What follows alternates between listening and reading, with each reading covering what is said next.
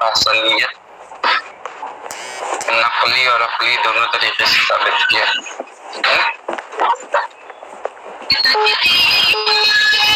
اس کی تعریف کرتے ہیں۔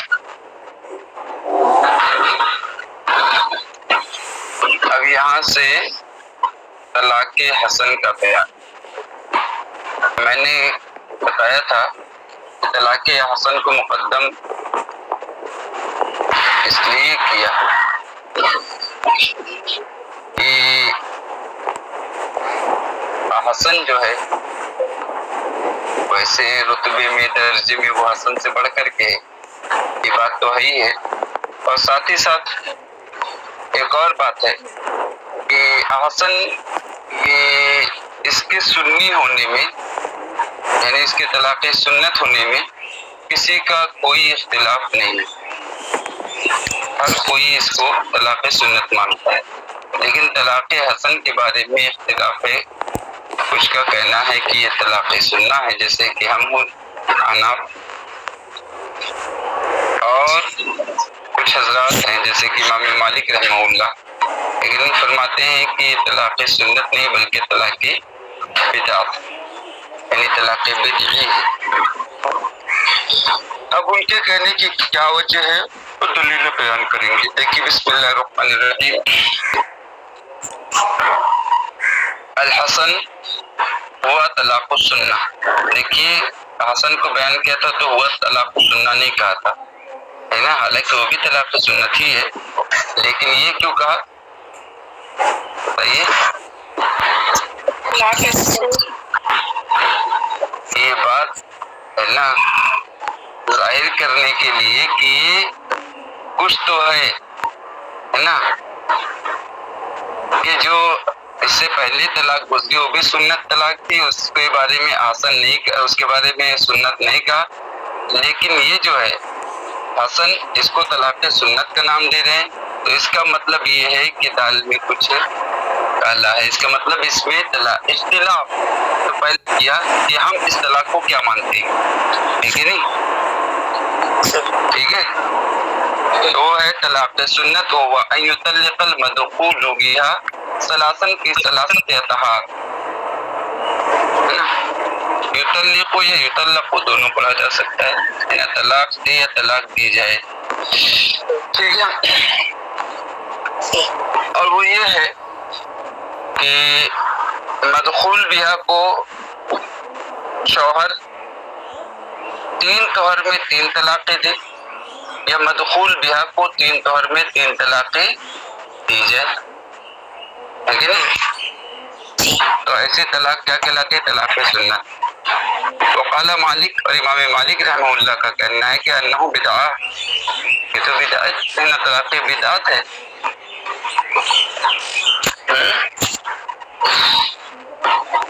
کیوں ہوئی طلاق بدعت؟ ولا یباح الا واحدہ، طلاق تو محض ایک ہی مباح ہے، کیوں؟ لأن الاصل فی الطلاق هو الحظر، اس لیے کہ طلاق کی اصل ممانعت ہے، اب غزو الحلال کہا گیا ہے نا اس کو، حلال میں سب سے ناپسندیدہ چیز جو ہے وہ ہے طلاق اللہ، تو اصل دیکھا جائے اگر تو کیا انسان شادی کرتا ہے طلاق دینے کے لیے؟ اصل امکان کیا ہے؟ زندگی بھر اس کو مطلب رکھنے کے لیے نا،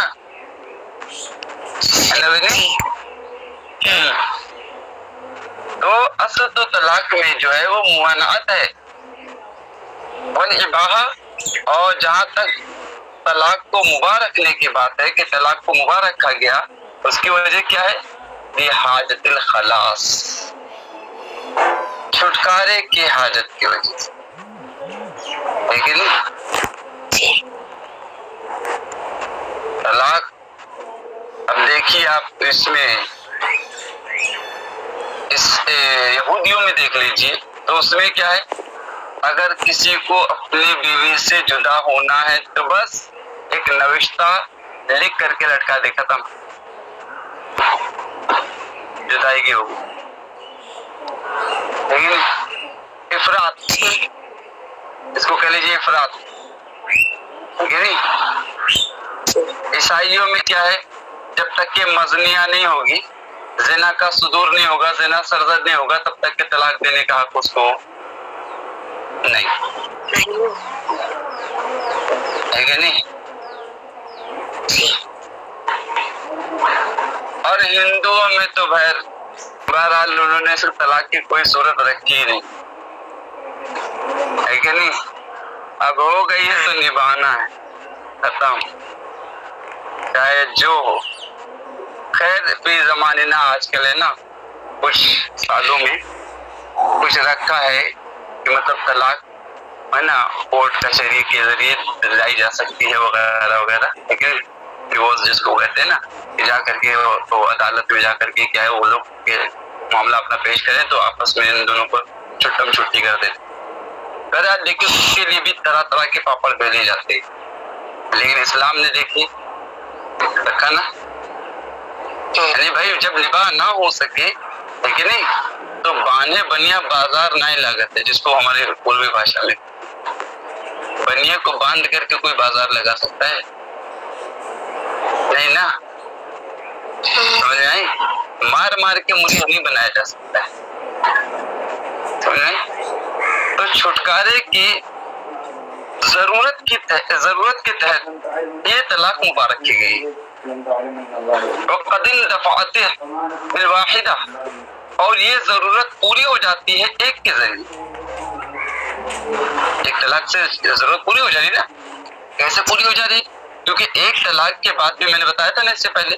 کہ ایک طلاق کے بعد بھی 3 حیض یعنی عدت گزارنے کے بعد وہ کیا ہو جائے گی، بائنہ ہو جائے گی، اب وہ چاہے جس سے نکاح کر سکتی ہے، کر سکتی ہے نا؟ اب اگر دوبارہ اگر وہ اس کو نکاح کے ذریعے اپنی زوجیت میں لا رہا ہے تو اب صرف 2 طلاق کا وہ مالک رہ جائے گا، سمجھ میں آئی؟ اب وہ عدت گزار چکی، اب اگر وہ طلاق دے رہا ہے تو اس کی طلاق نافذ نہیں ہوگی، کیونکہ وہ تو اجنبیہ ہو چکی، اگر اس کو دوسری اور تیسری طلاق دینی ہی ہے تو کیا کرے گا؟ نکاح کرے گا، ہاں نکاح کرے گا یا دوران عدت، سمجھیں؟ اور ہماری دلیل کیا ہے؟ ہماری دلیل نبی اکرم صلی اللہ علیہ وسلم کا فرمان عالی شان، یہ ہماری زبان نہیں رسول کونین کا فرمان بتا رہا اس کی سنت کو، یہ حدیث ابن عمر رضی اللہ تعالیٰ عنہ کہ ان سنت یستقبل الطہر استقبالا فیطلقها لكل قرء تطلیقا ولان الحکم یدار علی دلیل حاجہ، چلیے یہاں سے عقلی دلیل، پہلے نقلی دلیل پیش کر رہے ہیں کہ حضرت عبداللہ ابن عمر رضی اللہ تعالیٰ عنہ کی حدیث میں ہے کہ نبی اکرم ہے نا، نبی اکرم صلی اللہ علیہ وسلم نے حضرت عبداللہ ابن عمر رضی اللہ تعالیٰ عنہ سے فرمایا تھا کہ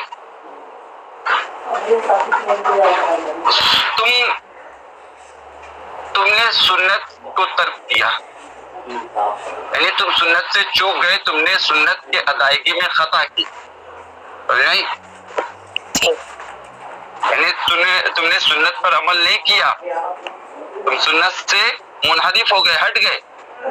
سنت طریقہ یہ ہے، یعنی طلاق کا طریقہ یہ ہے، اسلامی طریقہ یہ ہے کہ طہر کا انتظار کرے اور ہر طہر کے وقت اسے طلاق دے، ایک ایک کر یطلقها لكل قرء تطلیقا، اور ہر طہر کے وقت اسے ایک طلاق۔ تو اس کا مطلب کیا ہوا؟ 3 طہر میں 3 طلاقیں دینا یہ سنت سے ثابت ہے، طلاق سنت نہ ہوئی نا، یہ تو نبی اکرم صلی اللہ علیہ وسلم کے فرمان میں یہ چیز مل رہی ہے ہم کو کہ حضور نے فرمایا کہ اگر طلاق دینی ہی ہے تو یہ آپ کو معلوم ہی ہے، جیسا کہ حضرت عبداللہ ابن عمر رضی اللہ تعالیٰ عنہ کو جو واقعہ پیش آیا تھا، لیکن یہ حالت حیض میں اپنی زوجہ محترمہ کو انہوں نے طلاق دے دی، لیکن تو حالت حیض میں طلاق دینا ممنوع ہے نا، اور اس کا مطلب یہ تو اب ایسا تو ہے نہیں، اب گولی نکل گئی تو خیر کہیں نہ کہیں جا کر کے تو لگنی ہی ہے، لیکن تو اب بہرحال اب اس نے جو یہ ہے نا یہ گناہ اگر کسی شخص نے حالت حیض میں طلاق دی تو گناہ جو اس سے سرزد ہو گیا ہے تو حتی الامکان اس کا اثر ختم کرنا ہے، تو اثر ختم کرنے کے لیے طلاق کو ختم کرنے سے تو رہا، لیکن طلاق کو ختم نہیں کر سکتا ہے، طلاق واپس نہیں لا سکتا ہے وہ، سمجھ نہیں، لیکن کم از کم کیا کر سکتا ہے، اس کے لیے عدت کو ختم کر سکتا ہے، کر سکتا ہے نا، طلاق کے بعد ہے عدت، اس کا اثر جو ہے نا طلاق کا عدت گزارنی ہے اس کو، تو اب وہ کیا کرتا ہے رجوع کرے، سمجھ میں، تو جب رجوع کرے گا یا قولاً یا فعلاً دونوں طریقے سے ہو سکتا ہے نا، رجعت کے الفاظ بولے دو گواہوں کے سامنے ہے نا، اور اگر دو گواہوں کے سامنے نہیں بھی بول رہا ہے تب بھی رجوع ہو جائے گا، یا ہے نا بوس و کنار کے ذریعے بھی رجوع ہو سکتا ہے، بس سمجھ میں، ہاں تو اگر وہ کرے تو اس طریقے سے رجعت ہو جائے گی، تو اس کو کرنی ہے، اس میں حالت حیض میں اگر اس نے طلاق دی ہے تو اس کو رجعت کرنا ضروری ہے، سمجھ میں، کیوں ضروری قرار دیا گیا من جانب شرع، کیوں اس نے طلاق پر پیش قدمی کی حالت حیض میں، بطور سزا ہے کہ نہیں، ہاں اس کے اثر کو ختم کرے، اب کیونکہ طلاق کو تو ختم نہیں کر سکتا تو کم سے کم اس کا اثر ہی ختم کرے، اچھا بہرحال وَيُطَلِّقُهَا لِكُلِّ قَرْءٍ تَطْلِيقًا، تو اس سے ہر طہر کے وقت میں ایک ایک طلاق کر کے دے گا، وَلِأَنَّ الْحُكْمَ، اب یہاں سے اپنی دلیل بیان کر رہے ہیں، لِأَنَّ الْحُكْمَ يُدَارُ عَلَى دَلِيلِ الْحَاجَةِ، اس لیے کہ حکم جو ہوتا ہے اس کا دار و مدار ضرورت کی دلیل پر ہے، یعنی یہ طلاق کے مباح ہونے کا جو حکم ہے وہ ضرورت کی دلیل پر ہے، یعنی کہ انسان کو ضرورت ہے تبھی تو طلاق دے رہا ہے، کہ شوق ہے اس کو، بہت اچھا لگتا ہے نکاح کر کے طلاق دینا، ایک شوق پال رکھا اس نے، ایسا تو نہیں ہے نا، بلا ضرورت کوئی طلاق دیتا ہے نہیں دیتا ہے، اور ضرورت ہے یا نہیں ہے کہ نہیں یہ ایک باطنی امر ہے، ظاہری امر تو ہے نہیں، بھائی شوہر کو آیا ضرورت ہے یا نہیں ہے طلاق دینے کی یہ تو اس کے دل میں ہے نا، ہم کیا جانے، قاضی صاحب کیا جانے، کوئی جانے کہ حضرت کو ضرورت تھی تبھی حضرت نے طلاق دی، نہیں نا، تو کہہ رہے ہیں اس لیے کہ حکم جو ہے اس کا دار و مدار دلیل حاجت پر ہے، وہ الاقدام علی الطلاق فی زمان تجدد الرغبہ والطہر، اب یہاں پر کیا ہے حاجت کی دلیل باب طلاق میں، تو کہہ رہے ہیں کہ تجدد رغبت کے زمانے میں طلاق پر پیش قدمی کرنی ہے، وہ طہر اور وہ طہر، سمجھ میں، فالحاجت کالمتکررۃ، تو یہ حاجت کیا ہے اس کی دلیل، یعنی حاجت کی دلیل کی طرف نظر کرتے ہوئے بار بار آنے والی چیزوں کی طرح، جیسے کہ سبب بار بار پایا جا رہا ہے تو نماز ہم پر فرض بار بار 5 وقت کا، ظہر ایک مرتبہ پڑھ لی بس ہو گیا ختم، اقیم الصلاۃ پر عمل ہو گیا، بس ایک مرتبہ ظہر ایک مرتبہ عصر ایک مرتبہ مغرب پڑھ لی بس ہو گیا، پڑھی تو نہیں، سبب جب جب آئے گا تب سبب پڑھنی ہوگی، لیکن وقت جب پایا جائے گا تب تب آپ کو ظہر کی نماز ادا کرنی ہوگی، لیکن تو اسی طریقے سے جب جب کیا ہے ضرورت پائی جا رہی ہے تب تب کیا ہے طلاق دی جا رہی ہے، سمجھ نہیں، اب ضرورت کیا ہے، اب پہلے سے پہلے یعنی کہ طہر جو ہے خالی ان جمع سے خالی، حیض کے بعد جو طہر ہے خالی علی جمع ہوتا ہے، اور وہ تجدد رغبت کا زمانہ ہے، یعنی اس میں رغبت میں نکھار آتا ہے، نیا پن آتا ہے۔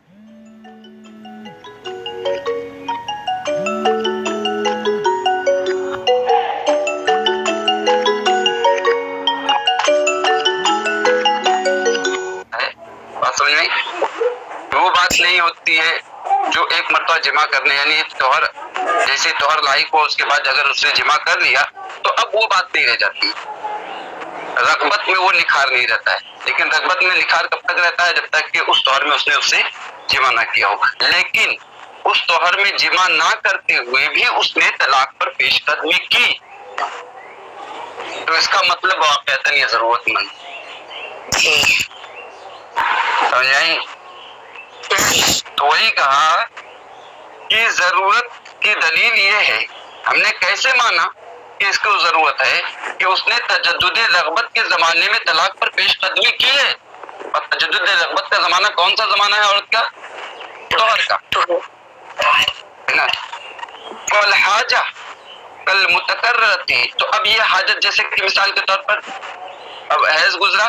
طہر کا زمانہ آیا، اس نے طلاق دی، ایک طلاق دے گا، ایک طلاق تو دے چکا تھا، ہے کہ نہیں؟ طہر ہی میں طلاق دینی اس کو، حیض میں تو طلاق دینی نہیں ہے، اور سنت طریقہ یہ ہے کہ کیا کرے وہ کون سے طور میں طلاق دے؟ جس طور میں اس نے جمع نہ کیا ہو، سمجھ میں آئی؟ تو بغیر جمع کیے اس نے طلاق دی، تو یعنی پہلے جو طلاق دی وہ تو ضرورتاً تھی، بس سمجھ نہیں؟ اب جب دوسرا طہر ہے نا، اب جو دوسری طلاق دے رہا ہے وہ کب دے رہا ہے؟ طہر میں دے رہا ہے، یعنی ایک حیض گیا دوسرا حیض آیا، ہے کہ نہیں؟ اب اس نے کیا کیا؟ طلاق پر پیش قدمی، سمجھ نہیں؟ بغیر جمع کے، کیونکہ جمع کر لے تو اسی رجعت ثابت ہوگی، میں نے ابھی بتایا نا رجعت دونوں طریقے سے، قولن فعلاً دونوں طریقے سے ہو سکتی ہے، اور یہ کوئی ضروری نہیں ہے کہ وہ مطلب دل میں پورا ارادہ کر کے کہ میں رجعت کروں گا، یہ ہے میرا ارادہ ہے، بات سمجھ نہیں؟ چاہے رجعت کا ارادہ ہو یا نہ ہو، وہ سو کنار سے رجعت ثابت ہو جاتی ہے، بات سمجھ میں؟ بال ارادہ چاہے بغیر شوہر کے ارادے کے ہو تب بھی رجعت ثابت ہو جائے گی۔ بہرحال تو رغبت کیا ہے؟ تجدد رغبت کے زمانے میں وہ ہر طہر میں پیش قدمی کر رہا ہے، یعنی تجدد رغبت کا زمانہ ہی یہ ضرورت کی دلیل بنی ہے، اور یہ دلیل دیکھیے پہلی طلاق میں پائی گئی، اور یہ دلیل دوسری ہے نا دوسرے طلاق میں بھی پائی جا رہی کہ نہیں پائی جا رہی؟ پائی جا رہی نا؟ حاجت کی دلیل دوسری طلاق میں بھی پائی جا رہی ہے، تو یہ متکرر ہو رہی کہ نہیں حاجت؟ ہو رہی ہے، بار بار ہو رہی ہے نا حاجت، اس کا مطلب دوسرے حیض میں بھی کیا ہے؟ دوسرے حیض کے بعد کے طور میں بھی اس کو ضرورت تھی، تبھی تو اس نے قبل از جمع کیا ہے؟ طلاق پر پیش قدمی کی، سمجھ میں آئی؟ تو وہی کہہ رہے ہیں وہ والحاجت کالمتکررتی نظراً الی دلیلہا، تو حاجت کیا ہے؟ یہ متکررہ چیزوں کے مانند ہو گئی، نظراً الی دلیلہا، اس کی دلیل کی طرف نظر کرتے ہوئے۔ ثم قیل، اب یہاں سے ایک اور بات بتائے دے رہے ہیں کہ بہتر تو یہ ہے کہ ان یؤخر الایقاع الی آخر الطہر، کہ طلاق دینے کو آخر طہر تک وہ مؤخر کر دے، تاکہ عورت پر عدت کا زمانہ لمبا نہ ہونا، کیونکہ شروع طور میں اگر دے دیا تو یہ طور تو پورا جانا ہے کہ نہیں؟ پھر اس کے بعد حیض ہے نا 1 نمبر 2 پھر 3 تو لمبی ہو گئی نا عدت۔ تو بہتر یہ ہے کہ کیا کرے وہ طہر کا آخری زمانہ ہو تو خیر معلوم ہوتا ہے لیکن جو آخری وقت ہے لیکن اس کے بعد حائض ہونے والے، اب وہ کیا ہے؟ طلاق پر پیش قدمی کرے، تو یہ کہا گیا کہ بہتر طریقہ یہ ہے تاکہ عورت کے لیے اس میں آسانی، سمجھ میں؟ تو وہی کہا احترازاً عن تطویل العدہ، عدت کو دراز کرنے سے بچتے ہوئے، بس سمجھ میں؟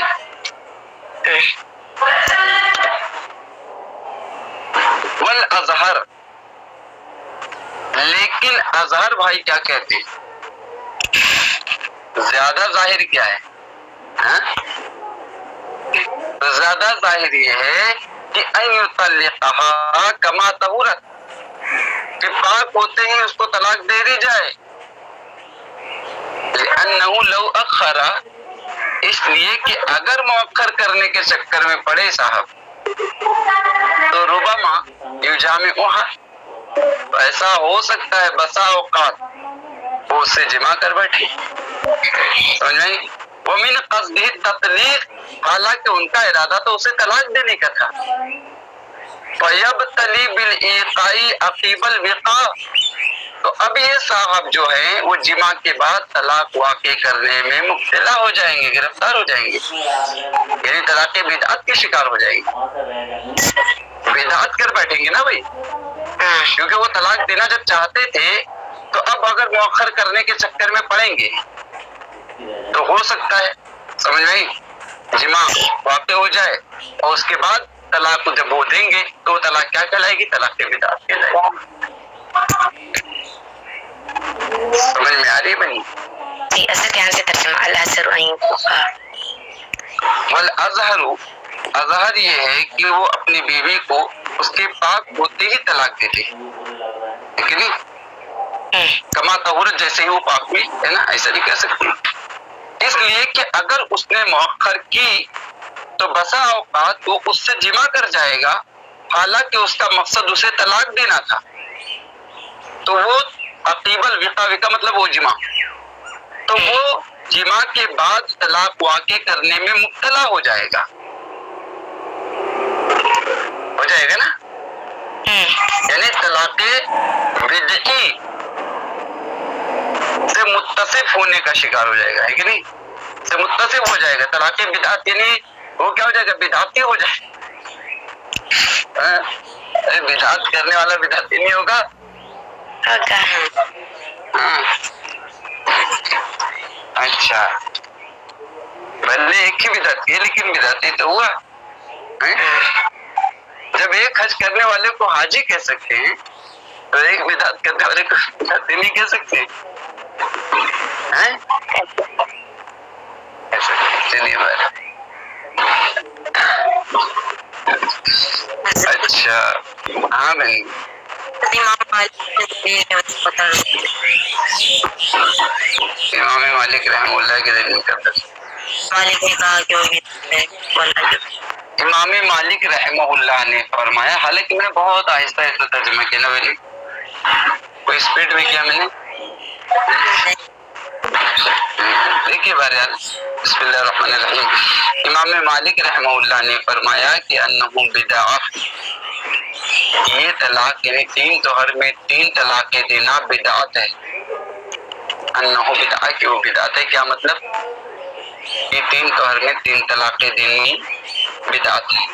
ولا یباح الا واحدہ، طلاق محض ایک ہی مباح ہے، اور مباح نہیں ہوتی ہے طلاق مگر ایک، مطلب طلاق محض یا صرف ایک ہی مباح ہے، سمجھ گئی؟ یہ کیوں کہا امام مالک رحمہ اللہ نے، ان کی کیا دلیل ہے؟ اس لیے کہ طلاق کی اصل ہے ممانعت،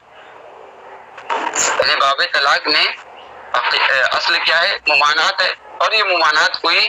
ڈھکی چھپی چیز ہے نہیں، روزے روشن کی طرح آیا ہے نبی اکرم صلی اللہ علیہ وسلم کے فرمان سے، ہے نا، ابغض الحلال الی اللہ عز وجل الطلاق، لیکن اس وجہ سے طلاق تو ایک ممنوع چیز ہے ہی ہے، یہ تو خیر نبی اکرم صلی اللہ علیہ وسلم کے فرمان نقل اور عقل بھی اس بات کا تقاضا کرتی ہے، کیونکہ اس سے بہت سی مصلحتیں وابستہ ہیں، لیکن نہیں تو کوئی بھی بگاڑ کو پسند نہیں کرتا ہے، بگاڑ چاہے کوئی روکتا ہے نا بھائی، حتی الامکان کیا، اسی وجہ سے کیا حتی الامکان طلاق کے مسئلے میں بچانے کی کوشش کی جاتی ہے، بچنے کی کوئی صورت نہیں کہی جائے بندے کی کہ طلاق واقع نہ ہو اس کے لیے، ہے نا، جیسے امام اعظم ابو حنیفہ رحمہ اللہ کے دور میں نہیں چور گھسا ہے کہ نہیں، معلوم ہے نا، چور گھس کر کے اس نے کہا تھا، نہیں چور نے گھس کر کے کیا کہا شوہر سے کہ چوری کر کے جا تو رہا ہوں، دیکھو ایک تو چوری اوپر سے سیدھا چوری، لیکن اگر میرا نام لیا نا تو قسم کھا کہ اگر میں نے تیرے بارے میں تیرا نام لیا، تیرے بارے میں بتایا تو میری بیوی کو 3 طلاق، مرتا کیا نہ کرتا بول دیا بھائی، اب صبح اٹھ کر کے کیا ہے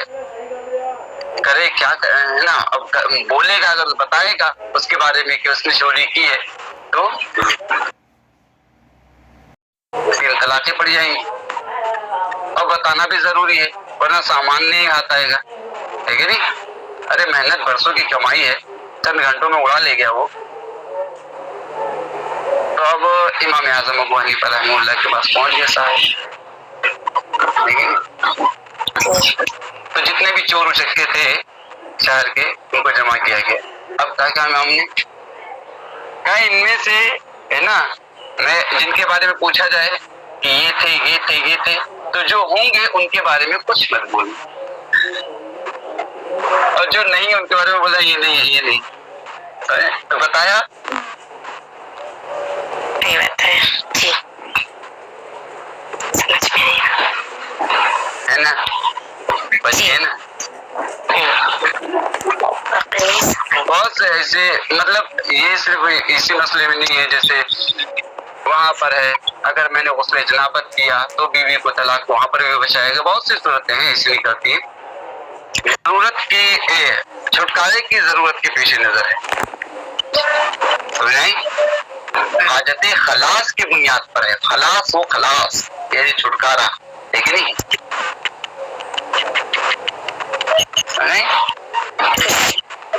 हाँ, एक होता है ना कि कभी कभी ऐसा होता है कि नाक में दम करके रखे हैं कि नहीं, कभी कभी हो जाता है।